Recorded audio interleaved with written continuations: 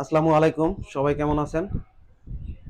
এই যে আমার হাতে যে ফোনটি আপনারা দেখতে পারতেছেন, এই ফোনটি কাস্টমার ভাই বলেছে ফোনটি চার্জে রাখার পরে এই ফোনটি কিছুক্ষণ পরে ফোনটি চালুও হচ্ছে না, চার্জও নিচ্ছে না। তো এই ফোনটিতে কি প্রবলেম রয়েছে, কিভাবে সমাধান করি, সবকিছুই আমি আপনাদেরকে স্টেপ বাই স্টেপ দেখাবো।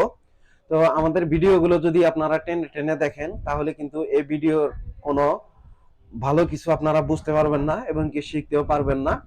তা আসলে একটি কাজ যথাযথভাবে শিখতে হলে ভিডিওগুলো মনোযোগ সহকারে দেখতে হবে এবং কি প্রচুর চেষ্টা করতে হবে, প্র্যাকটিস করতে হবে, কোনটার কি কৌশল, এই বিষয়গুলো হচ্ছে প্রত্যেকটা জিনিসই আপনাদেরকে দেখানোর আমি চেষ্টা করব।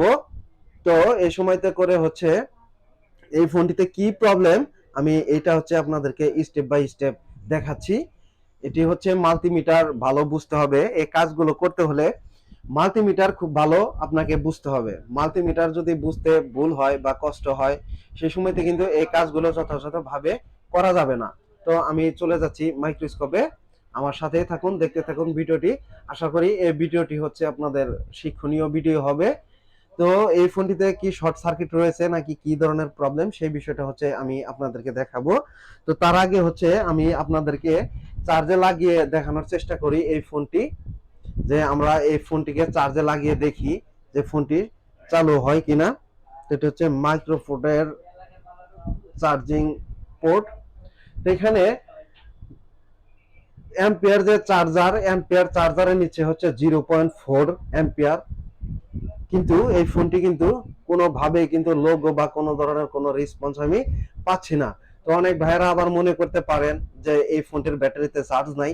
তো ব্যাটারিতে চার্জ আছে কিনা সেই বিষয়টাও হচ্ছে আমি স্টেপ বাই স্টেপ আপনাদেরকে দেখাবো। তো আর দেরি না করে আমরা চলে যাচ্ছি কাজে। তো এই ফোনটি আমি স্বয়ংসম্পূর্ণভাবে খুলে নিলাম। এখন আমি ব্যাটারিটাকে চেক দিব যে ব্যাটারিতে কি পরিমাণ চার্জ আছে। তো দেখুন এখানে কিন্তু 3.8 ভোল্টেজ কিন্তু এখানে রয়েছে। তো প্রুফটাকে উল্টে দিলাম। তো এখনো দেখেন 3.8 ভোল্টেজ কিন্তু এখানে রয়েছে। তো একটি ফোন চালু হওয়ার জন্য যথাযথ ভোল্টেজ কিন্তু আমরা এখানে পাচ্ছি, তবুও কিন্তু ফোনটি চালু হচ্ছে না। তো এখন দেখবো যে আমরা এখানে কোনো শর্ট সার্কিট আছে কিনা। তো এটার জন্য হচ্ছে রেড প্রুফটাকে আমি কমন করে নিচ্ছি, আর গ্রাউন্ড যে প্রুফটা মাল্টিমিটারের এটা দিয়ে হচ্ছে আমি চেক করছি। তো এখন আমি ডায়োড মোডে হচ্ছে চেক দিব। এখানে দেখেন 519 ভ্যালু কিন্তু আমি পাচ্ছি। আর এখানে যদি প্রুফটাকে আমরা চেঞ্জ করে দেই তাহলে এখানে 1700, এখানে কিন্তু আমরা কোনো ধরনের কোনো শর্ট সার্কিট কিন্তু পাইলাম না। এখন সেই ক্ষেত্রে আমরা যে বিপিএইচ লাইন বা হচ্ছে মিডিয়াটেকের ক্ষেত্রে বি সিস্টেম ভোল্টেজ বা যে কয়েল থেকে হচ্ছে আউটপুট হয় সেখানে আমরা সরাসরি চলে যাব। এটা বিপিএইচ কয়েলটা হচ্ছে চার্জিং আইসির পাশেই থাকে সবসময়। তো এই যে বড় যে কয়েলটা আপনারা দেখতে পারতেছেন এটি হচ্ছে বিপিএইচ কয়েল। এখন এখানে হচ্ছে আমি ডায়োড ভ্যালুতে চেক করার চেষ্টা করতেছি এখানে কত ভ্যালু আছে। তো এখানে দেখেন দুই প্রান্তে কিন্তু 00। তো এই কয়েলগুলোর হচ্ছে এক প্রান্তে যদি হচ্ছে শর্ট সার্কিট থাকে তাহলে কিন্তু অপর প্রান্তেও শর্ট সার্কিট চলে যাবে। তো এখন আমি হচ্ছে দেখে নিব যে কোন পাশে এই শর্ট সার্কিটটা রয়েছে। তো এই ব্যাটারি থেকে শুরু করে চার্জিং আইসিতে একটি লাইন পৌঁছেছে, আবার ওই লাইনটাই হচ্ছে ডিসি টু ডিসি আইসির মাধ্যমে ফিল্টারিং হয়ে তখন এই বিপিএইচ কয়েলের মাধ্যমে কিন্তু এই লাইনগুলো আউটপুট হয়। এখন আমি দেখবো যে চার্জিং আইসির সাইডটাতে শর্ট সার্কিট নাকি চার্জিং আইসি থেকে যে লাইনটা আউট হয়েছে lighting section, graphic section, others অন্যান্য সেকশনের যে লাইনগুলো, এইসব লাইনের ভিতরে কোথাও কোনো শর্ট আছে কিনা সেই বিষয়টা আমি দেখব। তো তার আগে হচ্ছে এখন আমাকে কি করতে হবে, এখান থেকে কয়েলটাকে রিমুভ করে নিতে হবে। এখান থেকে যদি আমি কয়েলটা রিমুভ করে নেই তাহলে এই শর্ট ফাইন্ড আউট করতে কিন্তু আমার জন্য খুবই সহজ হয়ে যাবে, অনেক বেশি কষ্ট হবে না।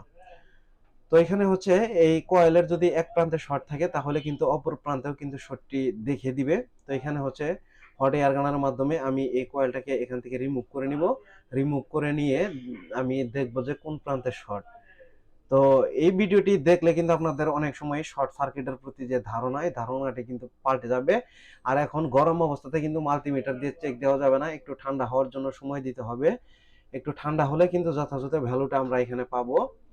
তো এখানে দেখুন বন্ধুরা এই পাশে কিন্তু ভ্যালু আছে 427, আর এই পাশে কিন্তু 00, তার মানে হচ্ছে এই পাশটা ঠিক আছে।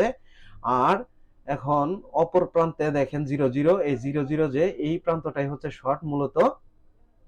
এখন এইটা এখান থেকে লাইনটা সাপ্লাই হয়ে লাইটিং আইসি, 2G আইসি, অডিও আইসি, আরো আদার্স অন্যান্য আইসিতে কিন্তু এখান থেকে লাইনগুলো সরাসরি দিয়ে থাকে।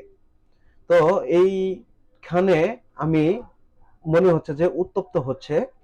এখন আমি এই দেখেন এখানে বন্ধুরা রজনের ধোঁয়া দিয়ে নিয়েছিলাম। তো এখানে কিন্তু ছোট যে ক্যাপাসিটরটি, এই ক্যাপাসিটরটি কিন্তু হচ্ছে শর্ট সার্কিট। তো এটি সম্ভবত নষ্ট। এটি হচ্ছে মাল্টিমিটারের মাধ্যমে রিমুভ করার পরে আমি আবারও হচ্ছে আপনাদেরকে চেক দিয়ে দেখাচ্ছি যে আসলে এই ক্যাপাসিটরটি প্রবলেম নাকি আদার্স আরো অন্য কোথাও কোনো প্রবলেম আছে। এই বিষয়টা হচ্ছে আমি আপনাদেরকে দেখাবো। তো তার আগে ক্যাপাসিটরটাকে হচ্ছে আমি চেক করে নেই। তো দেখুন ক্যাপাসিটরটি কিন্তু মূলত ভাবে শর্ট। তো আশা করি আমার এই মাদারবোর্ডে যেই শর্ট সার্কিটটা ছিল সেটি কিন্তু রিমুভ হয়ে গেছে। তো ওই প্রান্তটি কিন্তু শর্ট ছিল। এখানে দেখেন যথাযথ দুই প্রান্তে কিন্তু এখন ভ্যালু পাচ্ছি। তার মানে হচ্ছে আর কোনো শর্ট সার্কিট নেই। এখন আমাকে যে কয়েলটি আমি খুলে নিয়েছিলাম, এখন ওই কয়েলটি আমি এখানে সরাসরি বসিয়ে দিব। বসিয়ে দিয়ে তারপরে হচ্ছে যে মাদারবোর্ডটাকে যথাযথ একটু ঠান্ডা করে নিব। ঠান্ডা করে নিয়ে পুনরায় আবারও আপনাদের সামনে চলে আসব যে হচ্ছে ফোনটি স্বয়ংসম্পূর্ণভাবে ঠিক হলো কিনা বা রান হলো কিনা। তো সাথেই থাকুন, দেখতে থাকুন। তো এখানে বন্ধুরা দেখেন এই যে এই বোর্ডটির আমি শর্ট সার্কিট রিমুভ করলাম।